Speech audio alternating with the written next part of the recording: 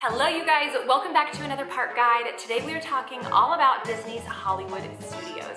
Now just like my last park guide for Magic Kingdom, we're going to be covering rides, shows, quick service, table service, and shopping. So it will have the exact same format and I'm going to walk you through the basics of everything you need to know at Hollywood Studios. Or if you've been dozens of times, this video is still for you. At least I think it's fun still hearing someone else's suggestions and their top picks and favorite things to do in the park, so that's what I'm going to be sharing as well. So let's get started. All right, I'm just gonna jump right in because there is a lot to talk about when it comes to Hollywood Studios.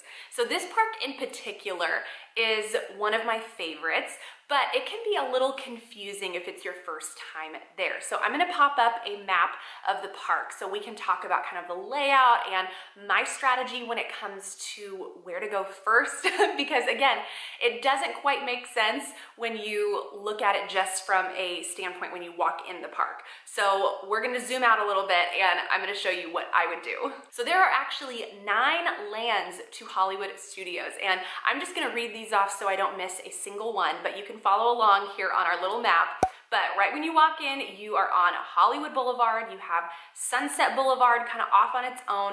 There's Animation Court, Echo Lake, Commissary Lane, Grand Avenue, Galaxy's Edge, Toy Story Land, and Pixar Place. So a lot to cover. Like I mentioned, right when you walk in, you are on Hollywood Boulevard. This is kind of the hub center where you're gonna find the baby care center, first aid, guest relations. There's most of the shopping, which we'll talk about later on. There's also the Starbucks. So kind of everything is right there right when you walk in. And then off to the side is Sunset Boulevard. Now, this is where you're gonna find Tower of Terror, some more dining options, as well as Rock and Roller Coaster. And there's also a Lightning McQueen meet and greet type experience back there as well.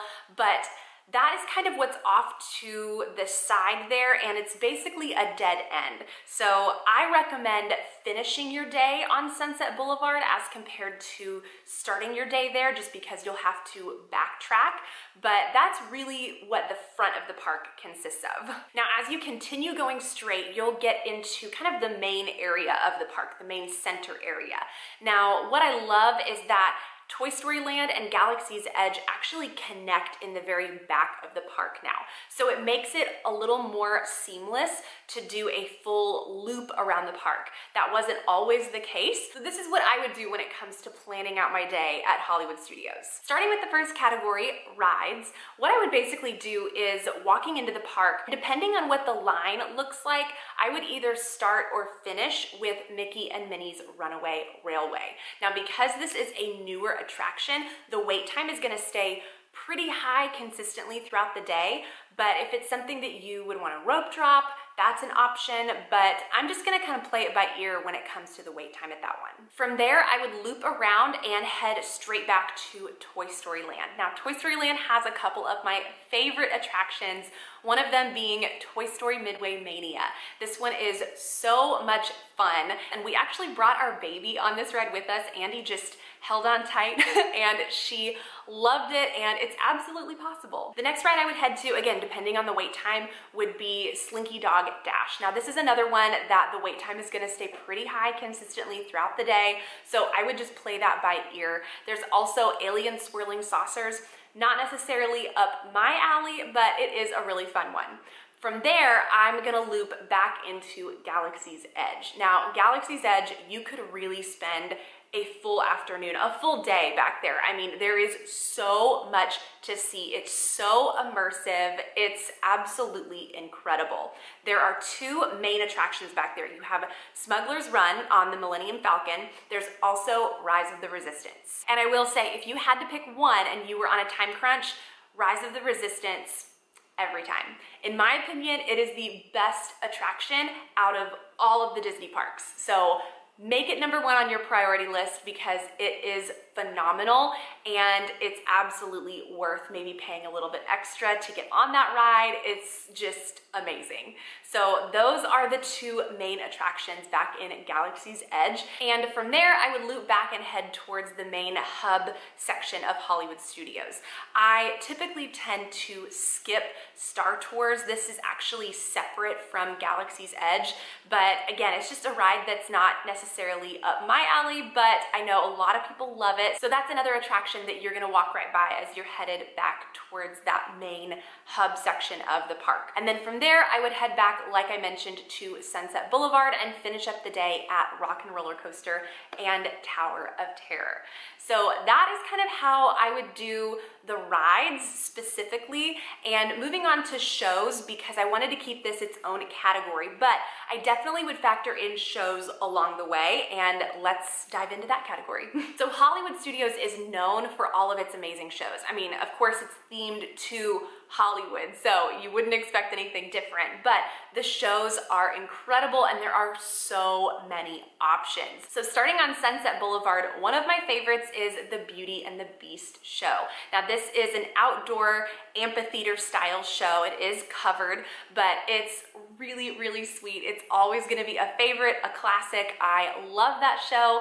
And then moving on, there's also the Disney Junior Dance Party. Now I have never experienced the Disney Junior Dance Party, but very soon, coming up on our next Disney trip, we will finally have a reason to experience this for ourselves. And I am probably more excited than my almost 2-year-old because I've wanted to just experience it and see what it's like for the longest time. I'm really, really excited about it. Moving over to Echo Lake, kind of in that center hub area of the park still, you also have the Indiana Jones Epic Stunt Spectacular show. Now this show has been closed for the longest time, but it is finally reopening in December. I cannot wait. It's, again, one of our favorites. It's definitely worth stopping in for. And right across the way, you have the Frozen Sing-Along Celebration. This is another really, really fun one. I know our little one is so excited for it. Well, she doesn't know that she's excited for it, but I know she's gonna love it, so I'm looking forward to it. But you have the fake snow coming down in the audience, and it's an indoor theater, so it's gonna be air conditioned, which is always a plus if you're there in the middle of summer, but it's just really, really fun. And to finish up this category, this isn't necessarily a show, but if you head back to Galaxy's Edge, there are all kinds of character interactions. So you have stormtroopers walking around. I mean, you really feel like you have been fully immersed into this world. So again, it's not really a show. There's no time that you should show up to see these interactions or anything. They're really happening all day long, but it's really fun just walking around and seeing who you spot and just kind of catching these interactions spur of the moment. All right, moving on to food, because there's a lot to talk about when it comes to food at Hollywood Studios. Starting with quick service, I'm gonna start on Sunset Boulevard. So there, I'm not gonna actually name every single option because there are quite a few just for time's sake. But if you head down Sunset Boulevard, you're gonna find lots of quick service options there. Ice cream, there's some Mexican food, burgers, pizza, hot dog, chicken fingers, you know, that kind of food is what you're gonna find on Sunset Boulevard. 3 of the really popular, more standard quick service options are gonna be the ABC Commissary. You also have Backlot Express, and those two, again, it's gonna be more standard options like chicken nuggets and burgers and things like that. But then you also have Pizza Rizzo, which is obviously pizza. But if you're looking for something a little more unique or themed, that's where you're gonna head to either Toy Story Land or Galaxy's Edge. So in Toy Story Land, this is one of my favorites, Woody's Lunchbox.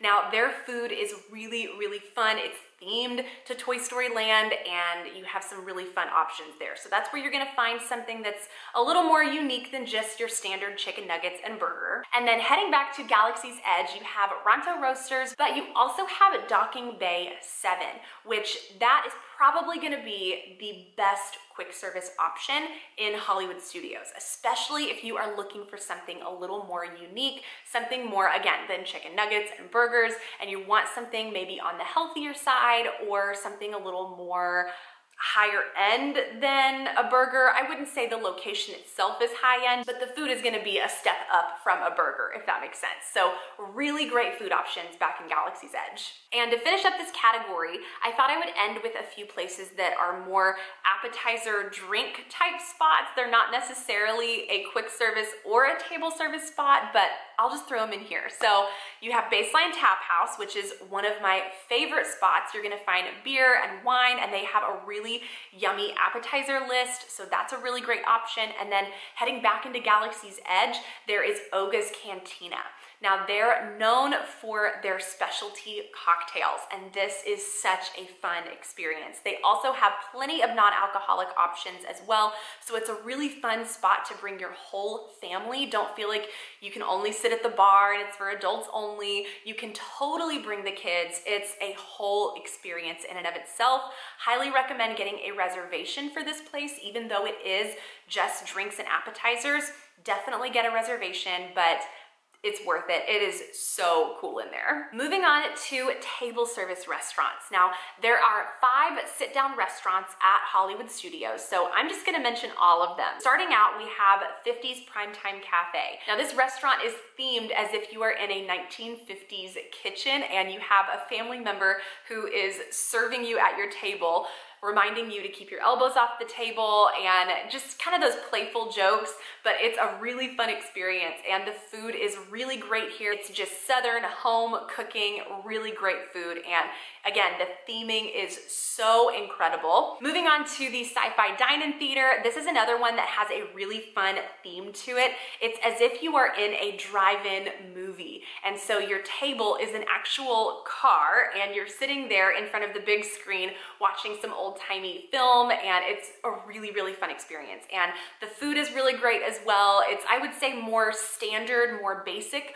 food, and it's pretty good, but you are absolutely there for the experience of the restaurant. It's a really fun one. Next, you have Mama Melrose, which is an Italian restaurant kind of hidden right before you get to Galaxy's Edge towards the back.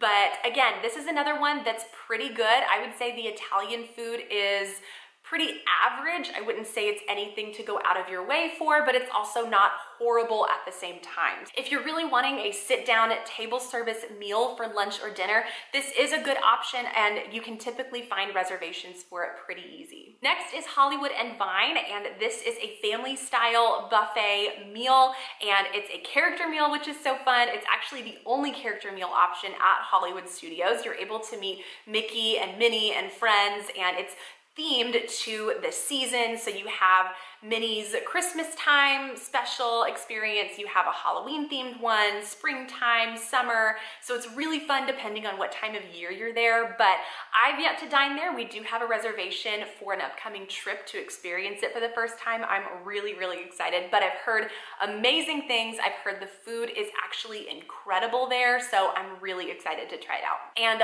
lastly, we'll end with the Hollywood Brown Derby. This is a signature meal, so the prices are gonna be a little more expensive, but the food, you guys, the food at the Brown Derby is incredible. It is so good.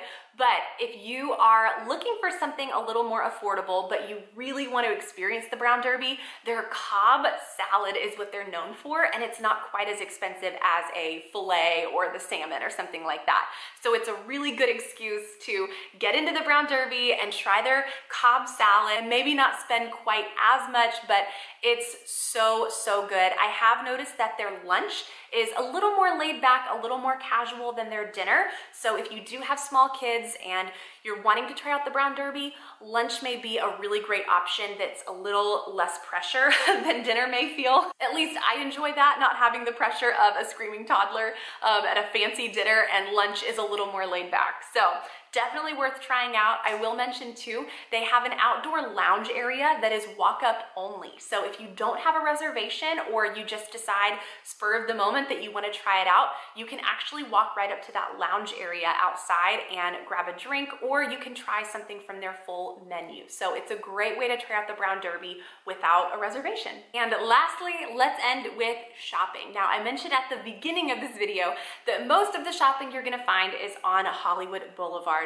and then it's gonna loop around into Sunset Boulevard as well. That's where you're gonna find the majority of the classic Disney merchandise, all of the really popular things. And then if you're looking for something a little more specialty to a certain ride, for instance, Tower of Terror, and you want something themed to that ride, all of the rides have gift shops unique to that location. So you can always head there if you're looking for something specific to, again, Tower of Terror or Rock and Roller Coaster. Some other really great shopping options, and not everyone is gonna be into this, but Galaxy's Edge has some incredible shopping. Now, if you are not into Star Wars, then this isn't gonna be your thing. But if you do love Star Wars, you're gonna find some really unique things specific to Galaxy's Edge. And you can even do things like build your own droid, and it is gonna be a little more expensive, but things like that, I mean, so cool. And you have to admit, even if you're not a Star Wars fan, that's pretty neat. But overall, the best shopping options, again, is gonna be right there in the front on Sunset Boulevard and a little bit on Hollywood Boulevard as well. So that pretty much wraps it up. I know there is so much more to talk about, but I hope that gives you a great foundation and understanding of Hollywood Studios and how the park is laid out, some of my top picks and favorite things, how I would structure a day there, and the dining, I mean, all the things. So let me know in the comments below what your favorite things are at Hollywood Studios, your favorite rides, dining. Let me know. And of course, if you have any questions, put those in the comments below as well. Thank you so much for watching. Make sure that you are subscribed if you are not already. Make sure to give this video a thumbs up, and I will see you in my next one. Bye.